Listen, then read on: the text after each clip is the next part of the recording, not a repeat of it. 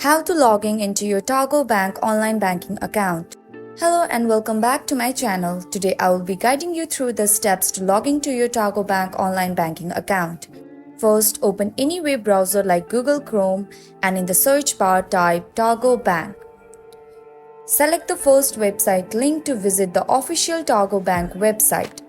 Once you're there, you might want to switch the language to English by clicking at the top of the page. Next, click on the login option at the bottom right corner of the screen.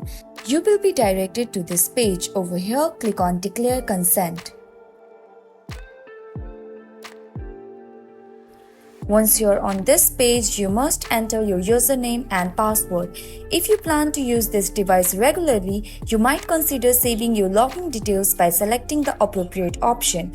But if you have forgotten your credentials, simply click on Forgot your login to reset them.